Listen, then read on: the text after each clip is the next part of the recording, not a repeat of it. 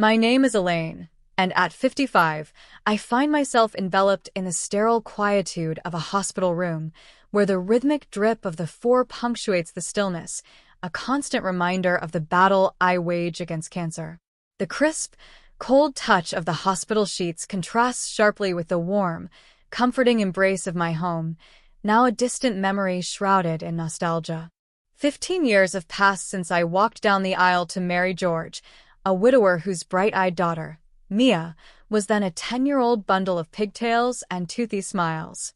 She welcomed me not merely as her father's wife, but as a mother in spirit, becoming the daughter I never bore, an unexpected gift in a marriage I believed would fill my life's pages with love and companionship.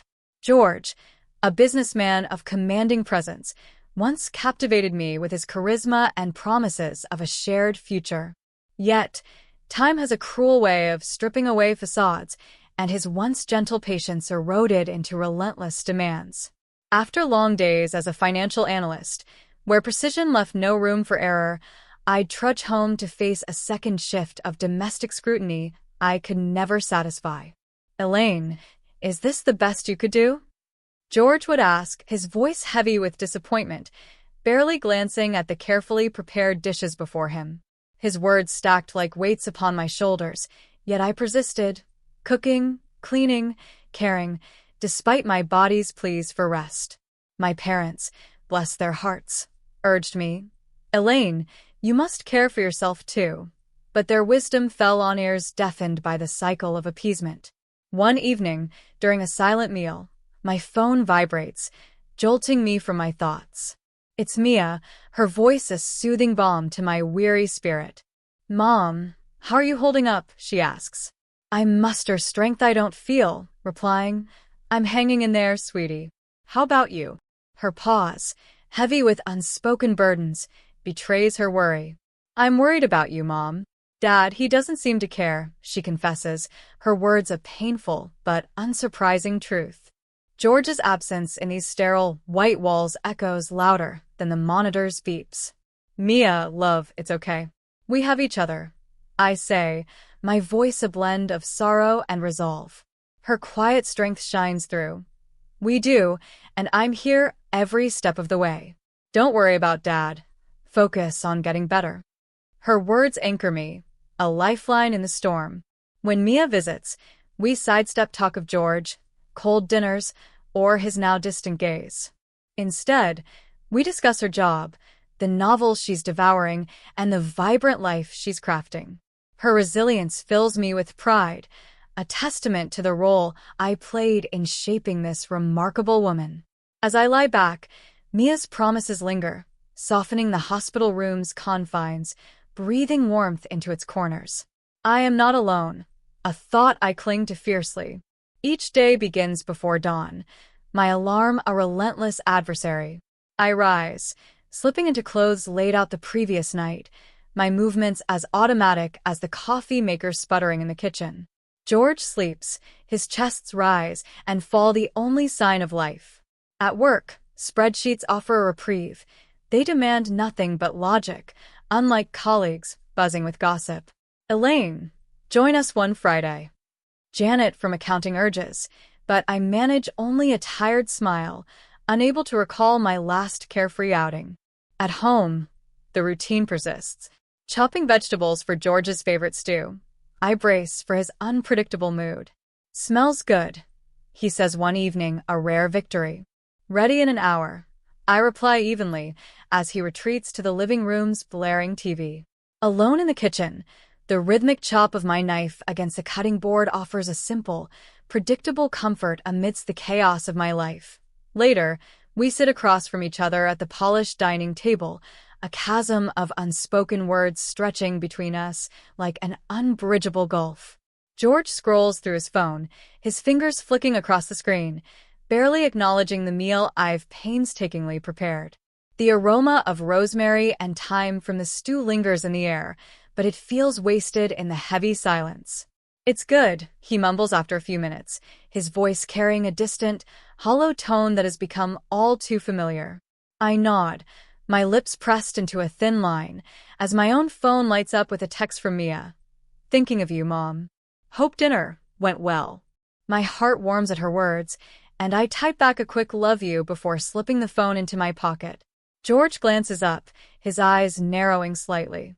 Was that Mia? He asks, his tone clipped. Yeah, just checking in.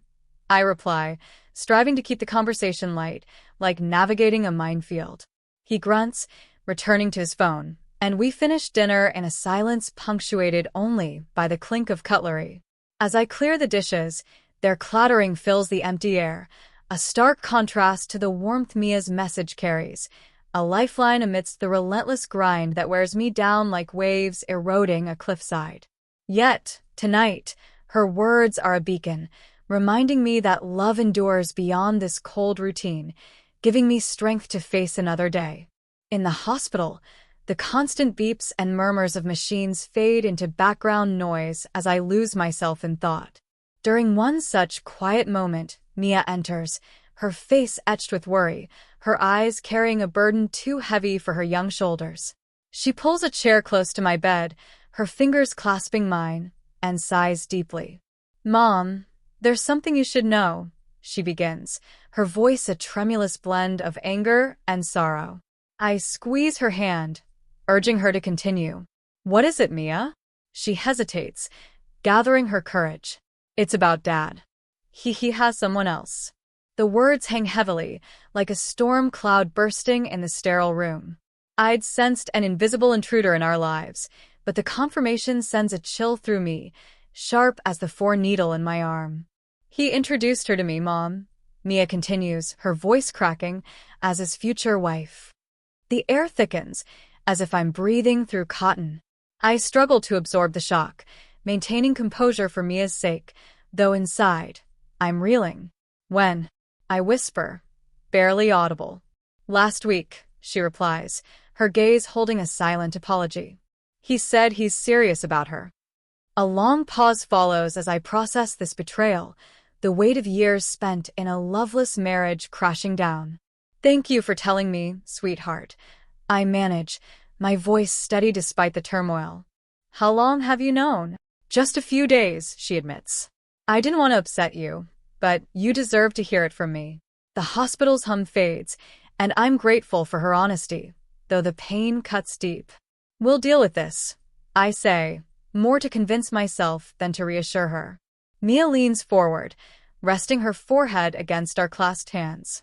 I'm here for you, Mom, whatever you need. I draw a deep breath, my mind already weaving a plan. George's betrayal is a wound, but it won't define my story. In this sterile room, with Mia by my side, I feel the stirrings of a future where I step out from the shadows of this marriage. I'll rise from this, I think, my cunning honed by years of quiet observation. George underestimated me, but he'll learn his mistake. I look at Mia, her strength bolstering mine. Let's start planning, I say, a new determination in my voice. Her small, fierce smile assures me we'll win this battle together. The next day, Mia arrives, her laptop tucked under her arm, her eyes blazing with purpose. She pulls up a chair beside my bed, opens the device, and says, "Okay, Mom, let's talk strategy." Her resolve sparks a smile across my face. I've been thinking, I admit, I want to be fair, but I also want to protect myself and your future.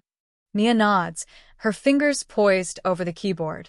First, we need a lawyer to navigate the divorce smoothly, she suggests. Absolutely, I agree, and we'll need to gather financial documents. They're in the safe at home. We can go through them together.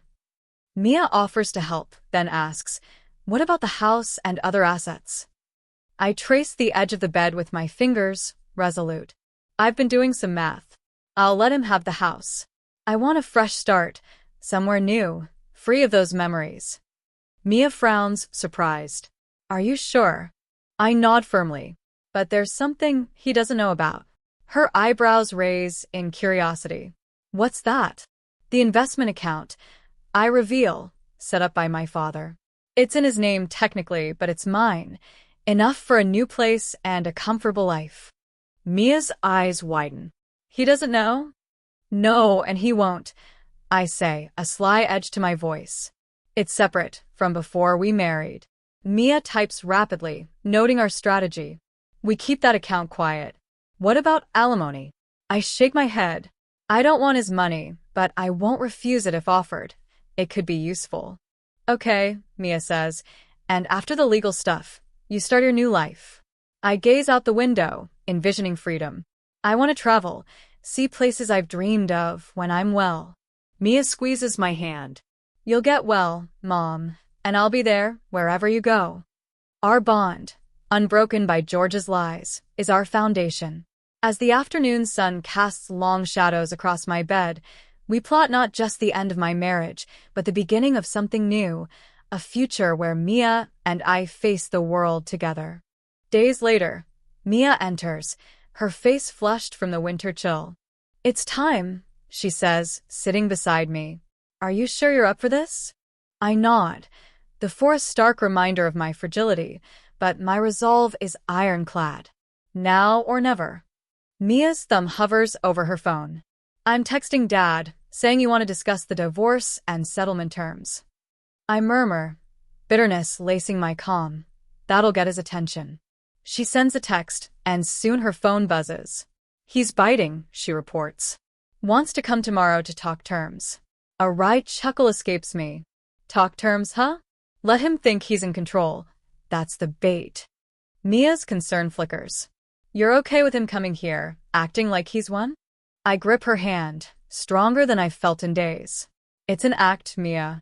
We let him believe he's winning to get what we need. She nods, determination returning.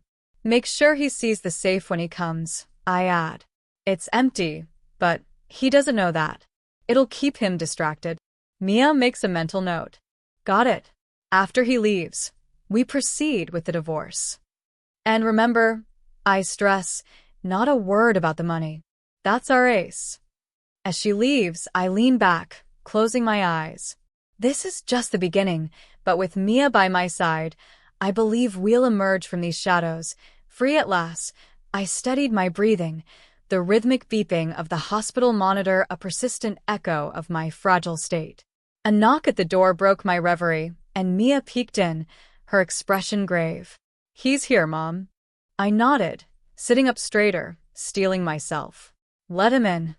Mia opened the door, and George, my soon-to-be ex-husband, strode in, a smirk curling his lips that twisted my stomach.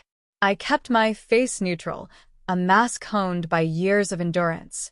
Hello, George, I said, my voice calm and measured. Didn't expect to see you looking so alive, he sneered, claiming a chair uninvited. So, what's this about a settlement? I inhaled deeply, grounding myself. I want to keep it simple, no drawn-out battles. You can have the house. His smirk widened, a glint of triumph in his eyes. That's generous. What's the catch? No catch, I replied, meeting his gaze unflinchingly. I'm tired, George. I don't have the energy for a fight. Mia stood nearby, her face a controlled mask, though her clenched fist betrayed her restraint. George's eyes flicked to her, then to the safe in the corner. You'll want support then? He asked, greed lacing his tone. I shook my head. No, I'll manage without your money. Suspicion darkened his face. What's your game, Elaine? Giving up everything? What are you hiding? Nothing, I said, letting a hint of exhaustion color my voice. I just want peace, George. Don't you? He snorted, his voice dripping with disdain. Peace, yeah, with a young, beautiful woman waiting for me. Mia's jaw tightened, but she held her silence. I hope she makes you happy, I said softly, sincerely. George stood, scanning the room once more. Fine. My lawyer will call yours. Let's get this over with. At the door, he paused, turning back. You're a fool, you know, letting go without a fight. I met his gaze, my eyes clear and resolute. Maybe, but sometimes letting go is the only way to move forward. He shook his head and left, the door's soft click a quiet victory. Mia rushed to my side. Are you okay, Mom? I nodded, a weight lifting from my shoulders. I'm fine. It's done now.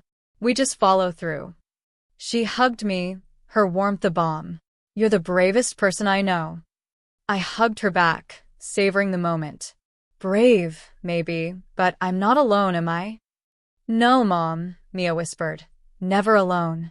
The ink on the divorce papers was barely dry when Mia hesitated, biting her lip nervously.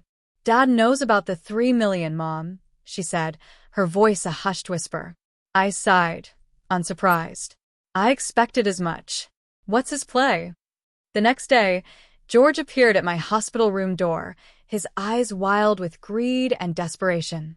He knelt beside my bed, grasping my hand. I've been a fool, Elaine, he began, his voice trembling with feigned emotion. Let's put this behind us, start over. I looked at him, truly looked, and felt nothing, a liberating emptiness. A deep, genuine laugh bubbled up, the first in years. Start over, I said, pulling my hand free. There's nothing left, George. It's done. His face reddened, the mask slipping. You think you can mock me? He hissed. I'll take you to court, take every penny of that money. I smiled calmly, almost savoring the moment. That money is out of your reach, in my father's name. There's nothing you can do. His eyes bulged, his anger a palpable force, but before he could retort, security appeared, alerted by the commotion. Their silent presence was enough. George's shouts echoed down the hall as they escorted him out, a pitiful fade to his final act. Mia, who'd stood by the door, her face a mix of worry and anger, exhaled deeply. Are you okay, Mom? I reached for her hand, a smile playing on my lips. I am now, sweetheart. It's truly over. We sat in silence, the past's weight lifting, making room for something new. As the door closed on my old life, I felt ready to embrace a new day. Life after cancer, and George was like emerging from a long, dark tunnel into radiant sunlight. With the money from my father's account, I bought a house with a sprawling garden, a sanctuary where Mia could visit whenever she wished, a place that felt truly ours. The scent of blooming jasmine filled the air, and each sunrise promised a clean slate. With Mia by my side, I was ready to write my own story, one of resilience, love, and a future unshackled from the past. One tranquil afternoon, Mia and I sat on the sun-warmed porch of our new home, sipping tart lemonade as the sun dipped below the towering trees, casting golden rays across the sprawling garden. Mia had spent the day helping me unpack boxes, transforming the house into a sanctuary filled with warmth and possibility. Her laughter, bright and unrestrained, echoed through the rooms, breathing life into spaces that had known too much silence for too long. You know, Mom, Mia said, her gaze sweeping over the vibrant yard, I've never seen you this relaxed. I smiled, the sun's gentle heat caressing my face, a stark contrast to the sterile chill of hospital rooms. I have so much to be thankful for, I replied softly. I beat cancer. I'm free of George, and most importantly, I have you. She squeezed my hand, her touch a steady anchor. I'm just glad you're finally putting yourself first. You always took care of me, even when I wasn't your responsibility. I shook my head, my heart swelling. You were always my responsibility, Mia. The moment I chose to be your mom, you became my family, my true family. Her eyes glistened with unshed tears, and she offered a trembling smile. I'm so glad he's out of our lives. I hated how he treated you. Now we're free of his drama. The sky bloomed into a canvas of purples and oranges as the sun sank lower, painting our new beginning with vibrant promise. I stood, feeling more alive than I had in years. Let's go inside. I'll make our favorite, spaghetti and meatballs. Mia hopped up, her enthusiasm infectious, and followed me into the cozy kitchen. Can I help? She asked, rolling up her sleeves with a grin. Of course, I said. Start with the meatballs. We moved together in a familiar dance, perfected over years of shared cooking. As I watched her hands, so like mine, shape the meatballs with care, a profound contentment washed over me. This was family, free of harsh words, unmet expectations, or disappointment. Just Mia and me, crafting a future we could mold into anything we dreamed. The kitchen filled with the rich aroma of simmering sauce and our shared laughter, a melody of joy that drowned out the past. After years of merely surviving, I was finally living, and I owed it to the daughter who stood by me, my rock and my joy. In this moment, I knew this was happiness, pure, unburdened, and ours. Please feel free to comment below if you liked this. Remember to like and subscribers for more.